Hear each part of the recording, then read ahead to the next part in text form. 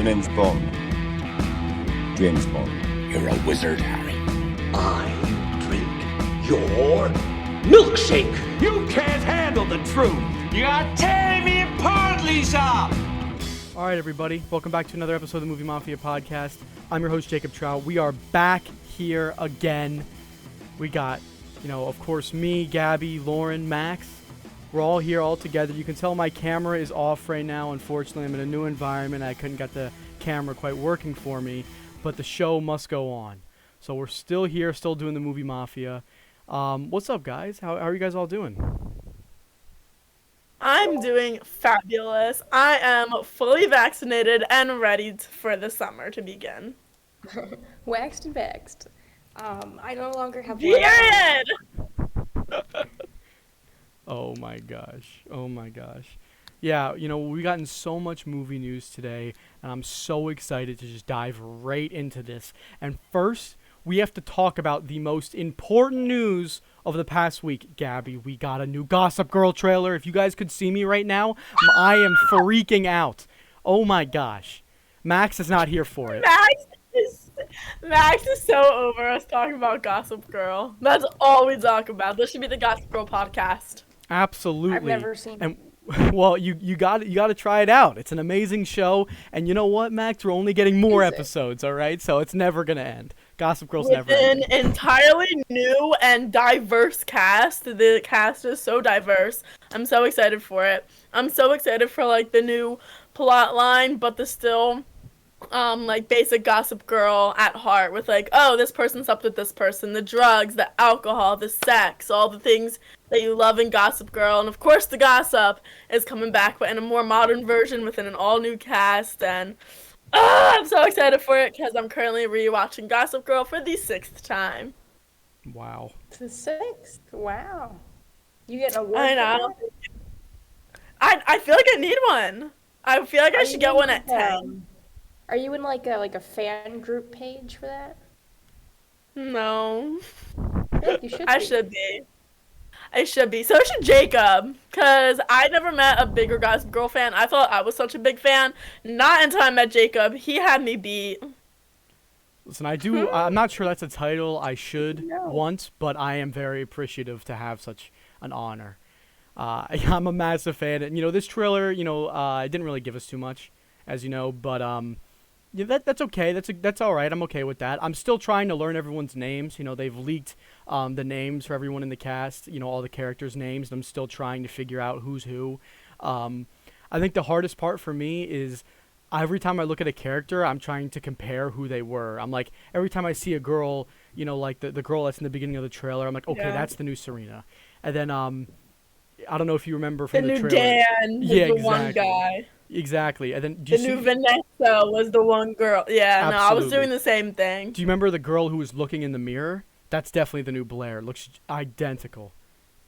Honestly, looks like her daughter or something. It's incredible how much she looks like Blair. But I'm so excited. And I heard through the grapevine, through some leaks and rumors, that there will be original cast members from the original Gossip Girl show in this reboot. And I don't know who it's going to be. It seems like it's going to be some minor characters, some people who popped up here and there, across the show, but people who weren't necessarily, the mainstays of the cast. A lot of people are expecting, maybe someone like Carter Bazin, who was just constantly through the episodes, he was popping up here and there, or something like that, or some small side character, or one of the parents, one of the dads or moms, or something like that, might come back. I wanted the original cast to be teachers at the high school, especially Serena or Blake Lively. I would love if she was a teacher at the high school that they're at now, and it's kind of like their mentor. She's like, I've been in your shoes. I would love for one of the characters to be a teacher or one of their mentors, or them looking into the action. You know what I mean? That would be amazing. Oh my gosh, I couldn't even imagine. Definitely. Right? Definitely. Well, I think there's a lot of opportunity for the show, and honestly, with the way they ended the original show, it can't get much worse, okay? They have so much room for improvement. When you hit rock bottom, all it can go is up. So that's what I'm hoping for. That's absolutely what I'm hoping for. Yeah, fact. No printer. Honestly. But on top of Gossip Girl getting a new trailer, and obviously that TV show will be coming on June 17th. Or no, never mind. That's not my days. iCarly. That is what I was about to jump into. Along with the new trailer we have for Gossip Girl, we got a new trailer for iCarly, and that will be coming on June 17th on Paramount Plus. So, what did you guys think of the iCarly trailer? I mean, iCarly was something I watched when I was a kid, and I watched it. I had crazy nostalgia while watching it. I couldn't be more excited for the show. What were your guys' thoughts on the trailer? I'm excited. Like, it's a little cringy, but I feel like at least the trailer reminded me so much of like the original stuff, like the way like the main character, like Carly or Miranda Cosgrove acts. I felt like was like the same, like her same sense of humor. Like, so yeah, it'll definitely like be like authentic enough. I don't even care that Sam's on there. Yeah, I mean, that sucks because, I mean, whatever she went through, I wouldn't want to relive that anyway, so it makes sense, but it just sucks because it won't be the same without her. She made iCarly, but besides the point, I'm really excited for it.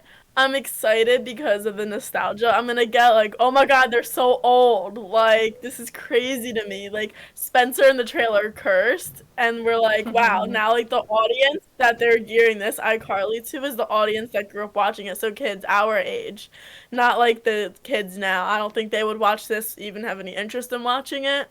But I'm definitely really excited for it. I don't know how good it's going to be because I think it's gonna be really cringy.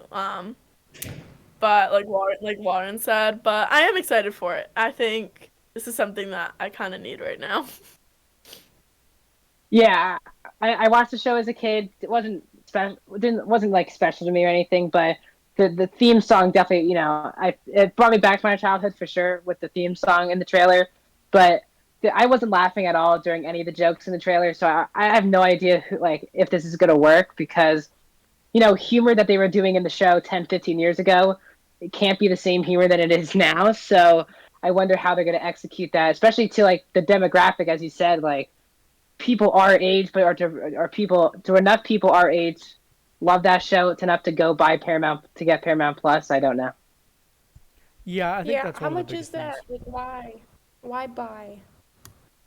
Or whatever. I worded it wrong. Or just get Paramount Plus. How much is it? If I just buy it once, just for iCarly. There's a plan that starts at $6 a month. Yeah, I mean, at this point, we've talked about this a couple times on the podcast, but there are just so many streaming services that you can buy, and I just think it's ridiculous. You get to a point where you have Netflix, HBO Max, Hulu, Disney Plus, Prime. Paramount Plus. Some people are getting Showtime. You have Prime Video.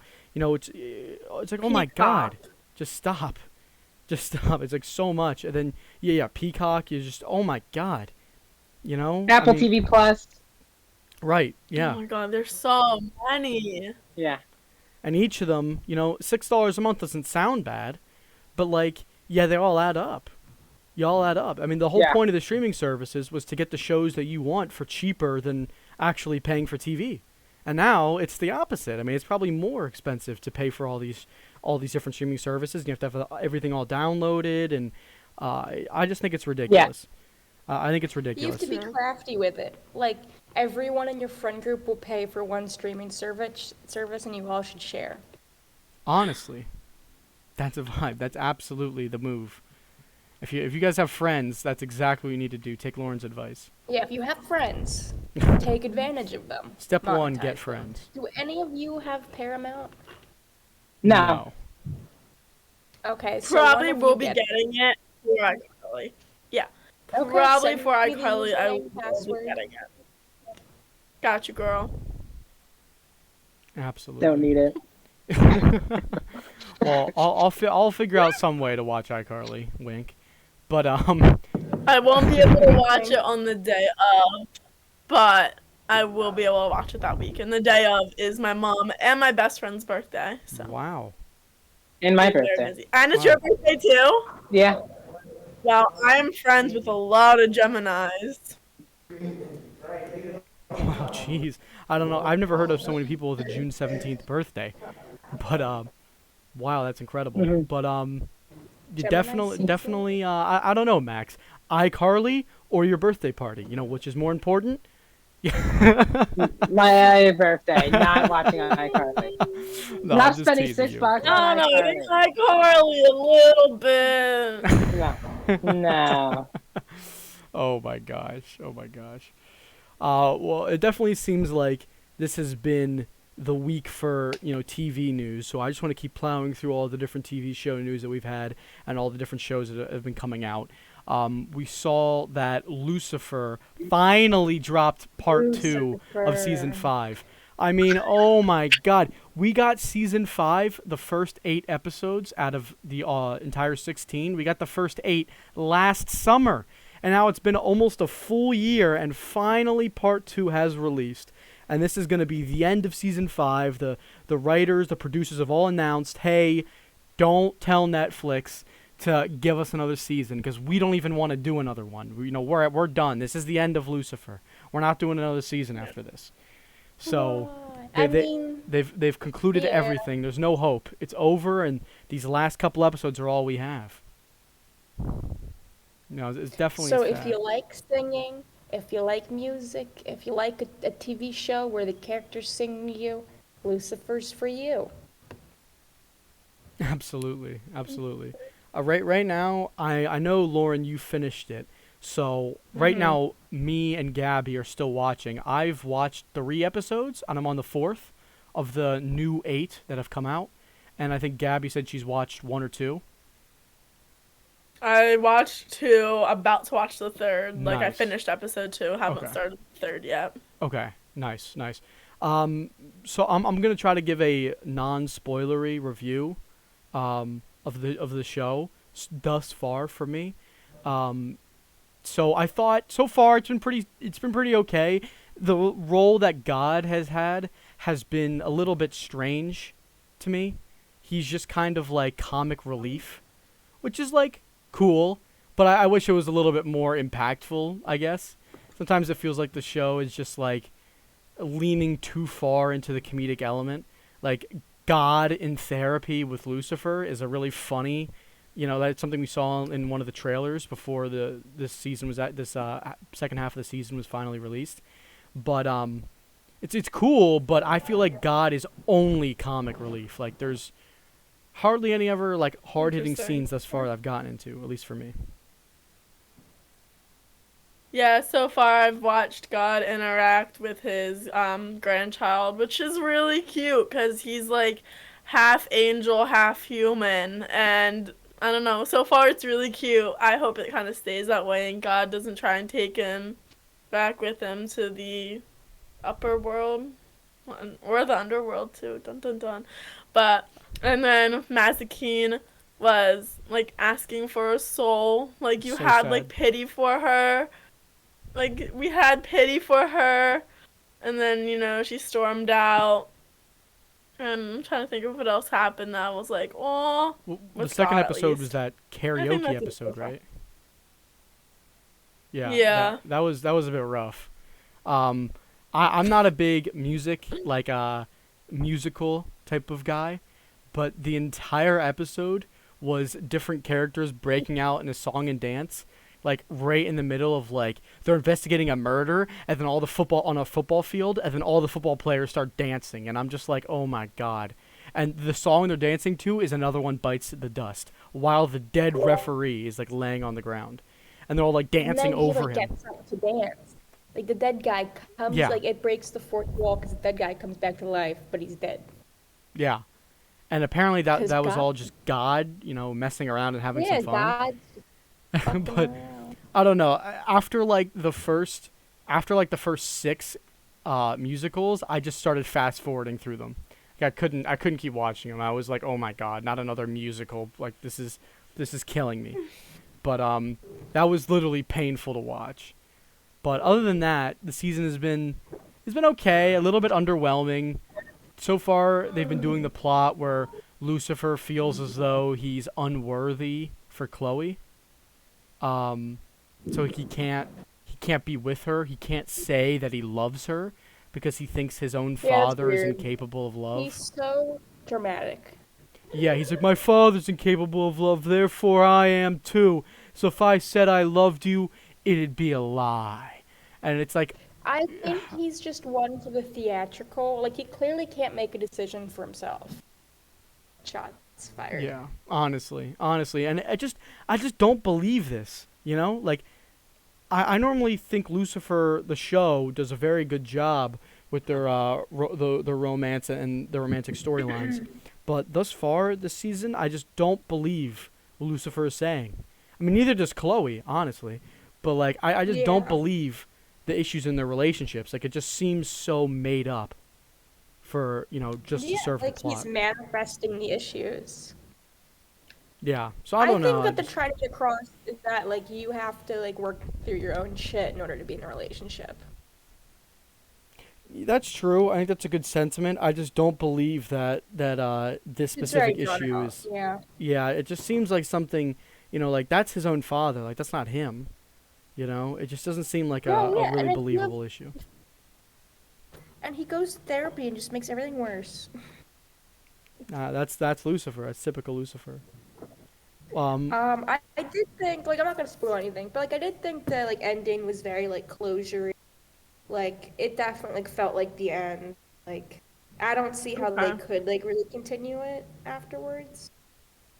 Good, because that's what I need. Like, I don't want to be left, like, on a cliffhanger, and I don't want to be left upset or disappointed. So I'm glad you said that, because that was bothering me, because I knew this was, like, the last of the episodes.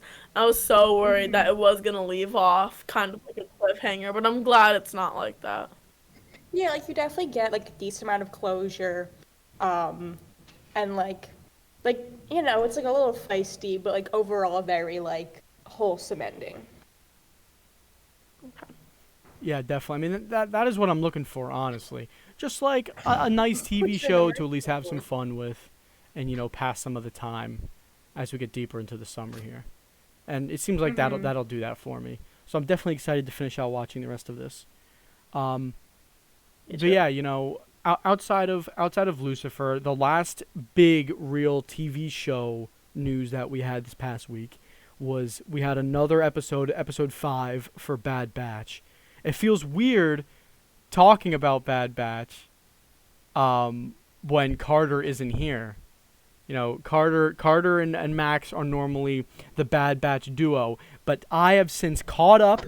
Between last episode and now, I've watched all of Season 7 of Clone Wars and these 5 episodes of Bad Batch. So I'm caught up and I'm good to go and ready to talk. So, Max, what did you think of Bad Batch thus far? I'm liking the show. I'm having fun with the show. It's a bit too filler right now. The first episode was so good. It was 70 minutes. It had so much good information in it, and then it just went to the normal 25-minute filler episodes. And I was talking to Card about this the other day that, Crosshair isn't in the show once again for the second straight week. And I think it's a bit disappointing, but I did think this story this is probably my second favorite episode this past week. I really liked the episode. It was really fun. It was very Mandalorian where, our main characters have to do something to get information. And that's a whole episode arc, which I did enjoy in The Mandalorian. I enjoy it here. So, but I'm excited for the future. It seems like Fennec is going to be a major stay in the show, which as a fan of The Mandalorian, I'm pretty excited for. Yeah, definitely. Yeah, I mean, I'm right there with you in terms of everything you said about Crosshair and this being kind of a filler episode. I think I'm still riding the high for how good the end of Clone Wars was. I mean, all of Clone Wars Season 7 was very good to me, especially the last couple episodes. I thought were just very, very well done. And then kind of moving that into Bad Batch for me after such a short period of time. I liked Bad Batch when it started off. And the past, episode or two have just been a little bit slow for my taste. And I'm really hoping that soon, we start picking up with the Crosshair storyline. Crosshair is supposed to be hunting down, his former team. And then I assume his former team are going to try and capture, subdue him, and, take out his inhibitor chip, and you see what they can do about that and get him back on the team. So I imagine that that's one of the main season arcs that they go through. Yeah. But I've been waiting to see that, and I hope that we can start seeing that in the next couple episodes here. It also seems like Wrecker might be turning as well, because they keep nodding to that something's going on with his head, which seems like it could be the inhibitor chip. But I feel like they're doing a good job building each and every week of Omega being a full-time member of the Bad Batch, taken seriously, because she really is helping out a lot. But yeah, I'm with you. I think we got to get could be the benefit, or nothing not good with the show when it goes 15 episodes, is that there's going to have to be filler episodes. And I think at this point there might be too many filler episodes for the show so far. Yeah, I think you're probably right. So hopefully the next couple of weeks they start changing it around and we start getting more diversity in the episodes. But with that being said, I do want to... Wait, Jacob. Yeah, go ahead. I feel so offended because you said that was the biggest TV news of the week, but no. High School Musical, the musical series, season 2, episode 3, I watched. It came out on Friday. So I'm just saying, don't forget about that, because I think that is the most important news. Oh my gosh. Well, you're absolutely right. You know what? You're absolutely right. And I would love to hear what your thoughts are, Gab. Go ahead. Well, let me tell you. Okay, episode 3 wasn't my favorite. It was honestly a really boring episode. After all that I just said, yeah. No, honestly, it was a really boring episode. They didn't talk anything about the play. It was basically just Looney and Ricky going back and forth about Valentine's Day. A lot of just like, oh, I don't know if I'll be a good Belle, said, like, Ashlyn. And she's like, I don't think I fit the stereotype of what, like, Belle should look like. And it was just basically that the entire episode. But regardless, I think they're trying to talk about, like, pretty big issues in the world in the sense, in kind of, like, a smaller scale. Because Ashlyn was saying, she's like, my body type is bigger than what, like, Belle normally looks like, and she was just feeling very self-conscious, and people were saying, like, you shouldn't care what others think, like, it's the beauty that's on the inside that matters, like, it doesn't matter what your body type looks like, it's a matter of, like, the inside. And so basically that was what they were battling with all episode, and I want to see where they take that when they do, like, costume fittings, like, I want to see where they take that. Because I really like the storyline with that. I think that's a really important thing that people need to talk about, especially in TV shows. So I'm glad they brought it up. But besides the point, it was a pretty boring episode. So definitely. Well, I think I almost forgot about the show this week. So you have to remind me, and you definitely got to keep me in check next time. Next Shame, week, Jacob. absolutely. That is on me. I do apologize, but. There is a review that I think we've been dying to hear, and I heard through the grapevine that you watched Cruella this past weekend. I did. Yeah, you got Did I? So, Cruella, obviously with Emma Stone as the lead. What were your guys' thoughts? I loved it. Okay, I really, really did. I went in a little worried that they were going to make us like Cruella, because she is definitely a Disney villain, and I was afraid that the movie was gonna make her kind of seem like, oh, she has a lot of these issues, like, just blame it on the issues. But I don't think it did that at all. There were some moments that you feel bad for her, but they take that and they turn it into, like, she got empowered by this, all the tragic stuff that happened to her. She, like, fed off of it, and that's how she became kind of, like, evil. And they didn't necessarily, necessarily, in the movie, portray her as the villain until, I think, like, the very end. You can kind of see those, like, villain-esque, qualities come out. But I really, really enjoyed it. There were some plot, like, the plot, I was just like, whoa, the plot. There were some things I did not see coming. There were some things that you're like, yeah, you could kind of see that coming, but they did it in such like an unexpected way, and it was a really good movie, I have to say. And I really want to hear Max's thoughts on it. I had a lot of fun in the theater watching it. It was actually way funnier than I thought it would be for how dark it is. It was actually quite, at least for the first half of the movie, it's really funny, and I was really, especially with Emma Thompson stealing the entire movie as the Baroness. I thought she was by far the best part of the entire movie. And Emma Stone, again, it's top tier acting from everyone across the board who's in the movie. Yeah. And Emma Stone is a good job of balancing a Stella character who is just a criminal but also wants to be a designer. She does a good job balancing being nice but also transitioning into being a villain. It was very well acted. I couldn't stand the music to the movie. There's because the movie takes place in the 70s, every single scene every single scene has a 70s song in it, and it just got too annoying at a point. Because I am a fan of movie scores, and they had a good composer that they didn't use at all in the movie. And overall, again, people are comparing this to Joker for some reason. Maybe just because it's a dark, villainous movie. It has nothing. It really isn't that. You can't really compare it because in Joker, you're never rooting for the character to do anything. You're not rooting for Joker. He's just doing things, and you're kind of just witnessing it. The movie is kind of telling you like. You're supposed to feel bad for Cruella in especially the first 10 minutes of the movie, and they're kind of like you're rooting for this person for this issue to be resolved. So like you're rooting for her on this side of this specific issue. There's a big twist that happens that I actually did not see coming, which I thought was well done. But for me, I thought there was like a lot of heists. There's like 3 or 4 different like heists in this movie. I just wanted the script. I just wish the plot was more.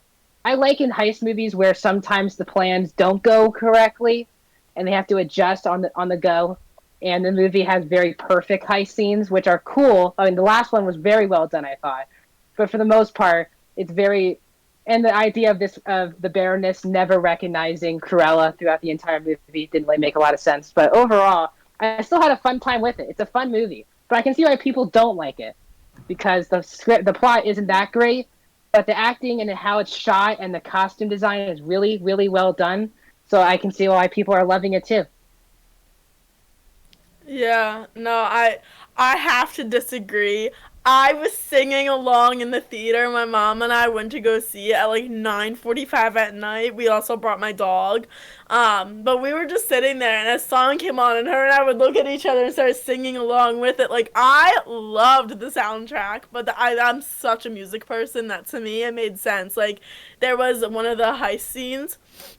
And I remember in The Spy Who Dumped Me and a bunch of other like spy movies and a bunch of other movies that deal like Ocean's 8, a lot of this like songs like lined up with each other. Like these boots are made for walking, and that's just that is a classic song to use in one of those scenes. And I don't know, it was just so I love the soundtrack. I downloaded it on my phone. Like I really thought the soundtrack was amazing for it, but that's just me. Yeah, and I also want to say, too, just another issue I have with it is that I think the movie's way too long. It's like 2 hours and 15 minutes. It's so long. And it could have been cut because there's too much of Kid Cruella in the first 10 or 15. Like, I couldn't believe when Emma Stone came on. It's a lot of Kid Cruella for the first, I would say, 15 minutes of the movie. So I would cut a lot of that down because, I came to see Emma Stone. But it is a long movie. That's why kind of one of my main complaints. It feels long because it feels like there's a conclusion in the second act. I'm like, oh, we're gonna do another bigger heist in the third act. I was like, okay, sure. I said sure. I literally was about to get up and leave. I know what you mean. I was like, oh, okay, plot twist, the movie ends, done.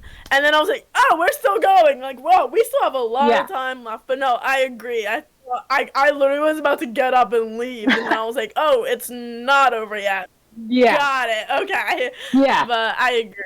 And I was shocked how it really isn't for little kids at all. I don't know. No. I was thinking about this because I watched this with my mom. I was like, little kids are not going to see this movie because it is PG-13. Now, obviously, that's a sign for it, but it's still Disney. But there's a lot of death. There's a lot of implied violence that happens off screen. It's really dark. The last 45 minutes is really dark. So I really wonder the demographic, because I don't think little kids are going to see it. It really is for the teenage demographic, I would say. It is. And honestly, I think that's kind of what made it better. I feel like if they tried to make this PG in any way, it would not have been good. I think, Yeah. and I feel like if they made it any more dark than it was, I don't think it would have been that great. So honestly, I think the amount balanced each other out. There were some like really heartfelt scenes, and there were some scenes, especially towards the end, where I was like, my jaw was like on the floor. I could not believe what I was seeing. And they were clearly setting up a sequel that I don't know how they're going to pull off, because this time she's literally going to be the villain, like the villain, doing some really bad things. So I don't know how they're going to do a sequel. I literally, they're going to do a sequel because the movie made money at the box office, and I don't know how it's doing on Disney Plus. But if they can get the same cast together, I don't know how they're going to make a story with her as a main villain. It'll just be literally 101 Dalmatians live action, I think, at that. Like, yeah, because they, like, I feel like they set it up, like, and then when you go and watch 101 Dalmatians, you can see the transition. Like, it just, I don't know. I don't know how they would do a sequel. I don't know if I want a sequel. I think this was perfect. Like, I absolutely love this movie. Are you going to see it, Jacob, or no? I've been wanting to see it.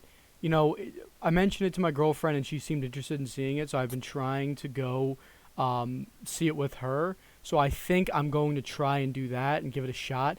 I do have to be honest, though. The breaking out in a musical every like 10 seconds is something in all the Disney movies that I'm not a huge fan of. It doesn't happen, though. Oh, There's okay. no singing at all in the movie. Oh, okay. Well, you talked about the music earlier, Max. I wasn't the sure. soundtrack. The soundtrack. There's Oh, a okay. The soundtrack, like the background music. It's all 70s songs.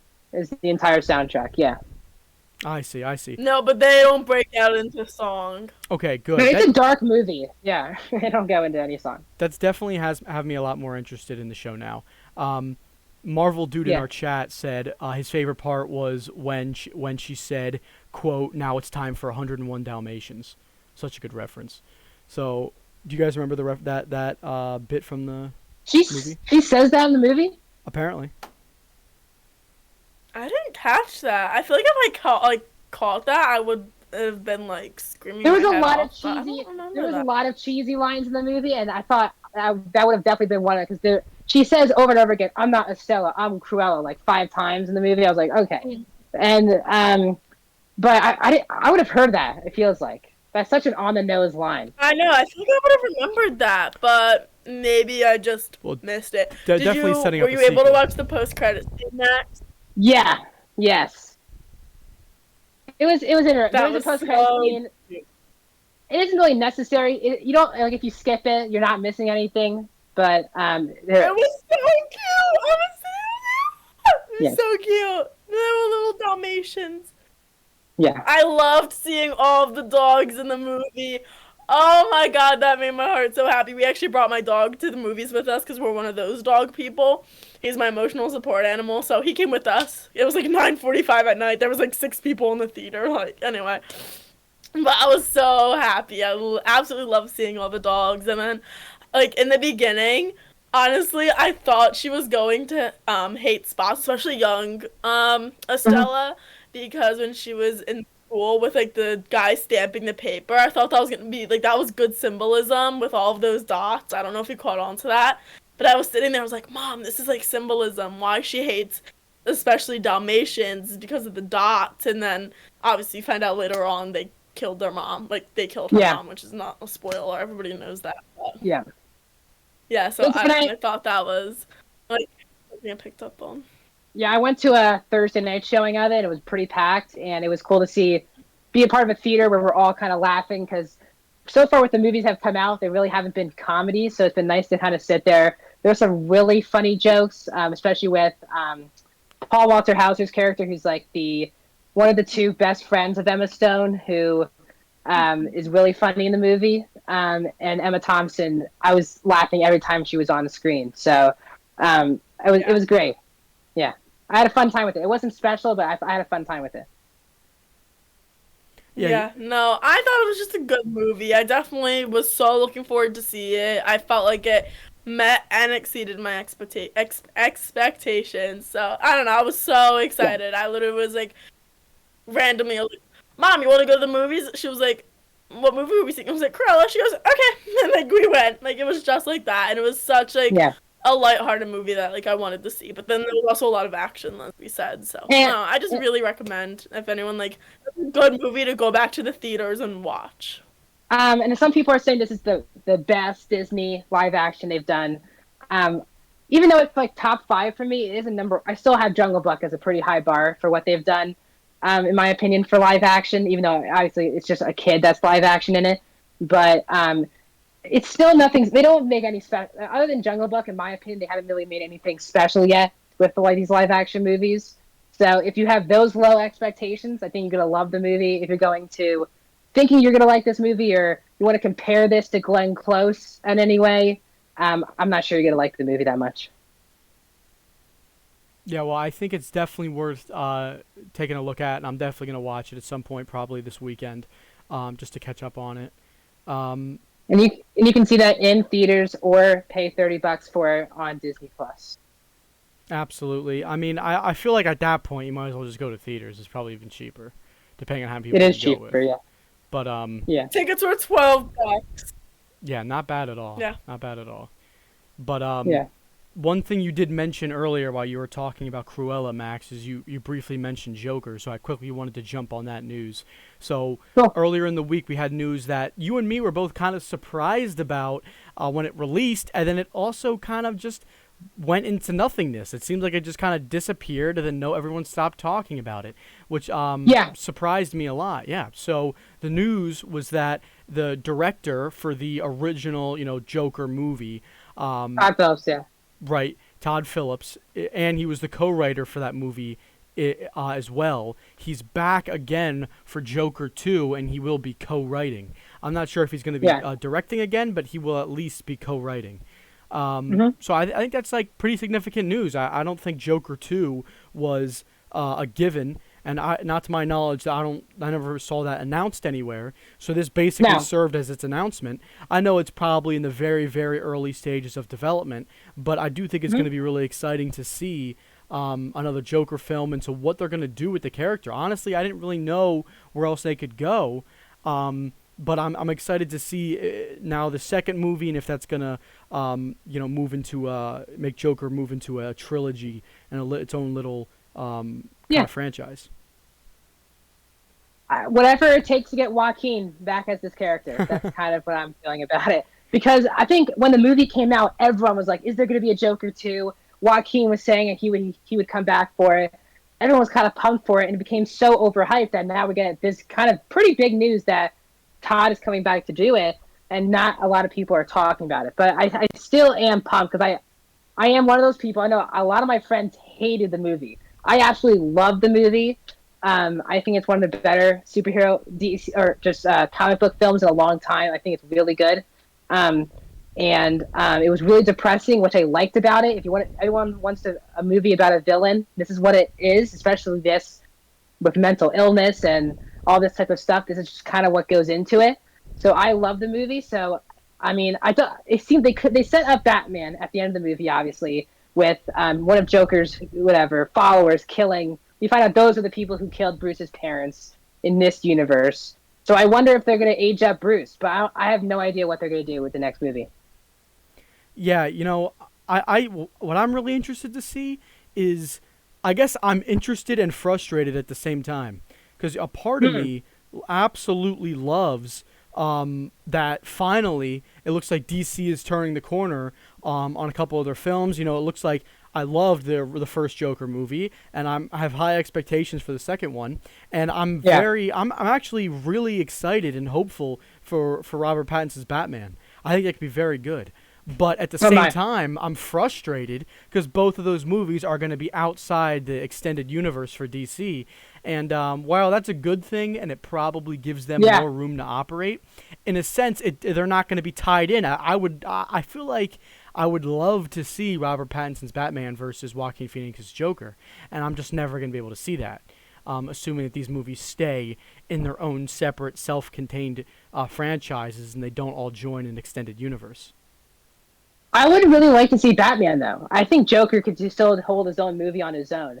But also, to the point of surprise on how this is happening, the movie made so much money because I think the budget was like $20 to $40 million, and it made over $1 billion. So I heard Top Phillips made like up to $10 to $15 million on the movie because such a low budget and it made over $1 billion. So I was so shocked that it took this long to get a sequel because of how much money it made. But I don't really need Batman. I know they set up Bruce Wayne and Thomas Wayne's the mayor and everything, but I think there's another way they could do Joker again without having to have a Batman as his foil in the movie. Yeah, I mean, I'm definitely looking forward to seeing that. I mean, Joker has always been a Batman villain, but I'm interested to see what he is now that he's Joker, a main character. Like his own character, not just a villain for somebody else.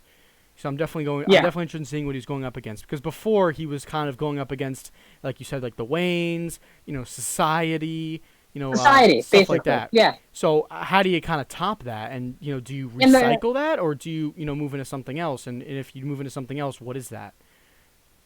Yeah, and again, do they age up certain characters? How does Joker even move on? Because we saw him kill Robert De Niro's character at the end of the movie. So I really do wonder what next step there is. But I trust Todd Phillips because I love Todd Phillips. I love the first Hangover movie. I love War Dogs. I love Joker. So I trust him to do the right thing with this next movie. Yep, same here. I think he did a good job with all those films, and I'm definitely hopeful and interested to see what is going to be coming next. I thought this news deserved way more praise than it got. Definitely. It really didn't get it didn't really get any attention, I should say. But I'm sure hopefully in the next year or so as the writing starts to come out and writing starts to finish up and they start casting and I think trailers and stuff come out. I think once Joaquin gets confirmed, the news will become a bigger deal. I think everyone needs to be known that Joaquin is coming back officially. That's fair. I think that's a fair point, and I do think that's incredibly likely. I mean, they wouldn't make a second movie without him. I don't. No. But once the news is confirmed, I'm sure it'll blow up.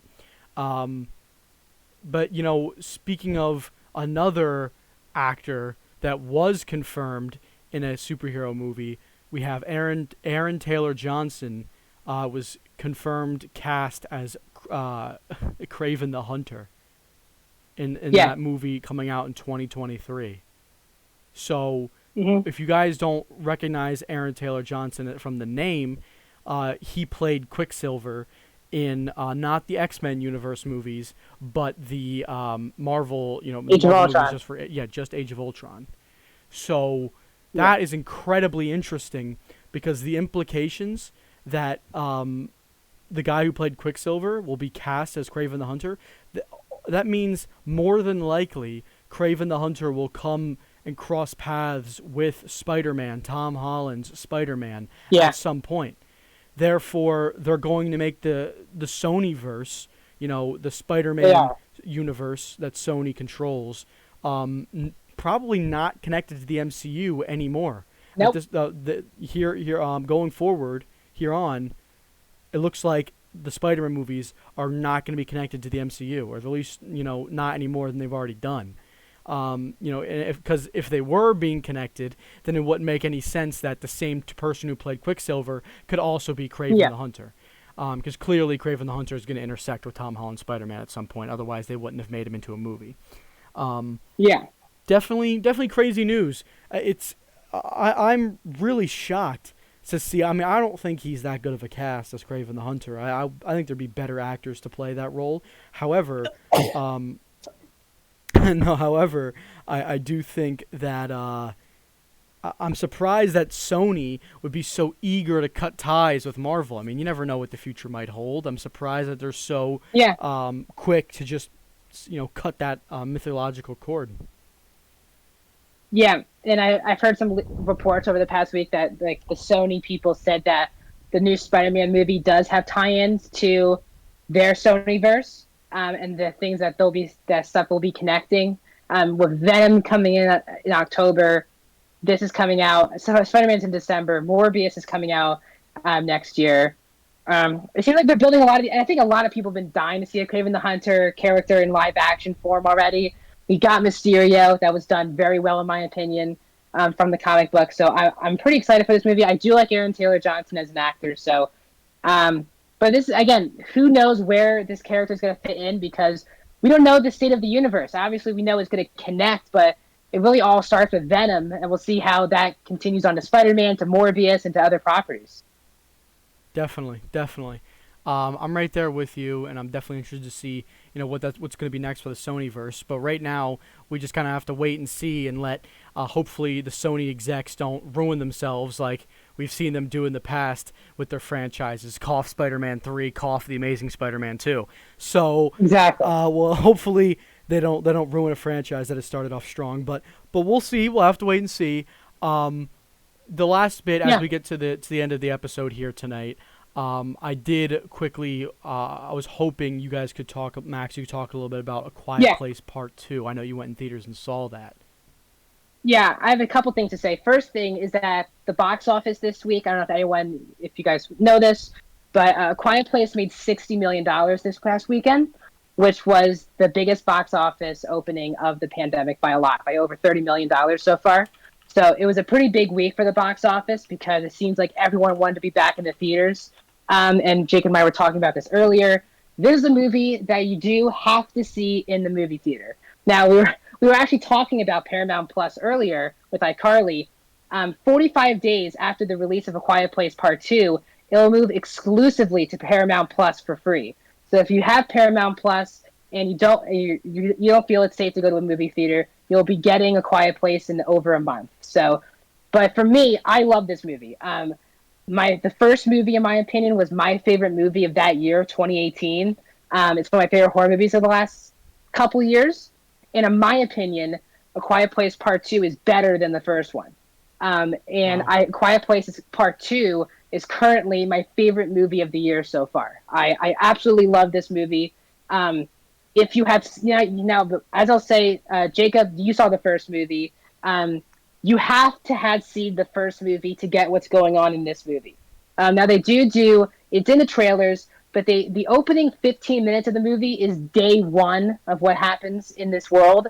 In the first movie, they start off with like day 90 or something, and we're pretty much in this house the entire movie. With this movie, it's very more expansive. The opening scene is like before, so John Krasinski, who died in the first one, he is in the first 15 minutes of the movie, but he is back writing and directing with his wife Emily Blunt back in the lead. Cillian Murphy is a new addition to the cast. It's a really good movie. It's really thrilling. It's actually, I think, scarier than the first movie. It has a lot more monster stuff, but the character stuff is really emotional. You care about all the characters in the movie. It's such a fun theater experience. I don't know if you've been in a theater watching this movie, or if you saw the first one in theaters. No one's making sounds. Like I had a soda with me and some popcorn, and I didn't even touch my popcorn the entire movie. No one was eating in the theater. It was a pretty packed IMAX theater, and it was such a fun experience to be back in that type of environment. It's such a movie that you need to see with people in a movie theater, because everyone's trying to stay quiet, just like the characters are in the movie. So I do love this movie. If you like the first one, you're going to love this one as well. I do highly recommend checking out the first one before you see this one, because again, there's a lot of character moments. The daughter, who is deaf in real life and in the movie, she becomes the main character of this movie. The lead, I would say, the most important character, I guess, which I thought would be Emily Blunt, but it's really her and Cillian Murphy, who played Scarecrow in the Batman movies. So if you liked Millicent Simmons in the first one, she gets a huge upgrade in this one. So I highly recommend. This is definitely one of the better horror franchise, I think, ever. And I do believe it's one of the best opening scenes to a movie in a very long time. So definitely check out A Quiet Place Part 2. Yeah, absolutely. And as I'm you glad mentioned, you brought up. Oh, go ahead, Gabby. Sorry, I was gonna say you brought up that the one girl's actually deaf. I was reading something about it, and that she was Yeah. teaching the entire cast and crew sign language. That way, Yep. they were all able to communicate with her and communicate in the movie. I don't know if they used any of it, but that's what they were Yep. saying, and I thought that was really cool and really fascinating that she is actually deaf, and since they can't talk, it was like a perfect role for her. And I love seeing that diversity in the film industry. So I thought that was really cool. Yeah, and you get a lot of sign language. We also get, because of the sound, how great the sound work is in the movie. Whenever she's on screen, you'll get the way that she hears everything. They put you in her position, so it's very well done. If you've seen the first movie, you know what I'm talking about. So I would highly recommend checking it out. I'm not a horror fan, but I really want to see both of them. They were the only horror movies that I was kind of like on the fence about watching. We'll see if I end up watching them or not, but it sounds really good, and I definitely, because especially with like the deaf character, I have a lot of friends in the deaf community. I'm pretty fluent in signs, so I thought that was really special when I saw that. I thought it was really cool. Jake, you should definitely see it in theaters if you saw the first one. I mean, that's the only way you guys have to see the movie, is that watch the first one as quickly as possible. So before the movie goes to Paramount Plus, definitely you guys got to see this in the theater. It's a movie theater experience. It's built for that. I'm happy it made $60 million the opening weekend, which is a lot of money for the pandemic. So it's a movie theater experience. They've been heavily promoting that, and that's exactly what it is. Yeah, definitely. One thing you mentioned, Max, when you talked about the opening weekend for A Quiet Place Part 2, you said it grossed $60 million, which is the most for any movie in the pandemic thus far. And I went and did a little bit of research here and found out that the opening weekend for A Quiet Place Part 1 was only $50 million. So Quiet Place Part 2, despite being in a pandemic, still made $10 million more. But it actually made the same, because the box office for A Quiet Place Part 2 was a 4-day weekend because of Memorial Day. Wow. On Monday. So it made $58 million. I think 57 was the exact number for the 4-day weekend. I think it made the same amount. But as your point is, whoever saw the first one came back and see the second one. It's a lot of money for a horror movie. Absolutely. And now A Quiet Place Part 1 did gross $340 million worldwide, which is a huge number, and I'm not sure A Quiet Place Part 2 will get to that. I hope so.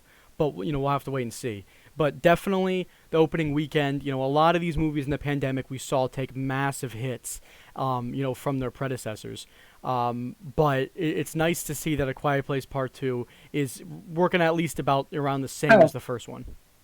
Jacob, so I also want to bring up the thing that I want to bring up to everyone here, too, is that, so Cruella made $24 million in the 4-day opening weekend, but it's also on Disney Plus. So do you guys, or Jacob too, because we're obviously big superhero fans, go to see Black Widow, in theaters probably, especially me. Do you guys think that the box office will take a hit on films like Black Widow and Jungle Cruise that are also going to be on Disney Plus? Yeah, I think they're definitely going to take a little bit of a hit. I mean, you're going to have some sort of audience that thinks, well, if I'm going to a $12 ticket, for a movie theater, that's what, 2 people would make it 24. As soon as you hit 3 people going to the movie, it makes more sense to just buy it on the streaming service. So there's definitely be plenty of people that'll go by themselves, or they'll take a friend, or a girlfriend, or a boyfriend, or something, or a parent, whatever it might be, and you'll go to a movie and you'll enjoy that. But there's also plenty of people who go to movies as a whole group, 4 or 5 guys, they all go to a movie, whatever, a whole family that normally will go to a movie, and you're gonna find that crowd buying, either on Disney Plus or a streaming service like that, or not at all. If they think it's overpriced to go to the movies, a lot of times they might not even go at all. So I do think in theaters, as comparing in theaters to a streaming service, though, it's definitely going to take some sort of hit. I'm not sure exactly how much it's going to be. I don't think it'll be a crushing hit. I just think it'll be I do think it'll be something, but not devastating. I do think they should change Black Widow to theaters exclusive. I think they should really influence people to go to the theater, because if you're a fan of the MCU, why would you buy it at home? It doesn't really make a lot of sense to see an MCU movie at home, in my opinion. And Cruella is, yes, a Disney movie, but it did, even though it had a great opening weekend for the pandemic, it still could barely compete with A Quiet Place. It lost by over $30 million to A Quiet Place, which is a horror movie. So I just wonder when Black Widow and especially Jungle Cruise comes out, can these movies compete with other films that are coming out around the same time? Absolutely. Yeah, I think a big part of that is also people would much rather go to theaters than spend $30 to watch something at home. I mean, part of the reason ticket prices are so expensive is because you watch on this huge screen with tons of people around you, with great sound quality. You know, it's an experience. It's a date. You know, you go out with somebody, or it's just something fun to do, an activity. It's not even close to the same thing when you're just sitting on your couch watching another movie. So, you know, I think the $30 model that they have on streaming services might as well be pointless, because I really don't see the appeal to it, if I'm being honest. I'm sure people are going to buy it. I'm sure they're going to make money off of it. But, I mean, I really personally I would never spend $30 to watch a movie, you know, off a streaming service. I mean, there'd be no shot. On top of paying for, you know, a weekly subscription, there's no way I would do that. So, you know, I do think it definitely, I agree with you, Max, Black Widow should absolutely be only in theaters for at least a certain period of time. This weekend's also very interesting because The Conjuring's coming out, which is, again, in theaters and on HBO Max. And I also wonder, will that take a box office hit? Because, again, we just saw A Quiet Place do really well. Could The Conjuring come close? Maybe not, because it's on HBO Max as well for free. So I just wonder, these next 2 weeks are huge, because you have The Conjuring coming out on Friday. You have In the Heights coming out the week after, and those are both HBO Max and in-theater movies. So I wonder how the box office will affect those two films coming up. Definitely. I mean, I'm definitely going to be waiting and seeing to see what happens with that. And, you know, just before I wrap up the show here, I did want to quickly tease the next episode here. So, as Max said, you know, The Conjuring is going to be coming out. The Conjuring, The Devil Made Me Do It. There's trailers all over YouTube, so definitely check those out. I am so excited to see it. I'm sure Max is too. Yep, The Conjuring is a great franchise, so I cannot wait to see what they have in store for us for this third movie. And then also, as we know, Loki is going to be coming out on the 9th, so in about 8 days from now. So I cannot wait. It feels like just yesterday we were talking about Falcon and the Winter Soldier, and now, you know, finally Loki is right around the corner. So, you know, Loki and The Conjuring are going to be two of the bigger shows coming up for us, you know, that we're going to be talking about on the podcast. So definitely, you know, I cannot wait for that, and stay tuned to the Movie Mafia to get reviews and our thoughts and news all on all that stuff. And with that being said, we're going to wrap up the episode here. So thank you guys for watching. It's been a great episode. Even though we don't have Carter here, he will be back in the next episode. But for now, thank you all for watching, and we'll see you in the next episode. Peace.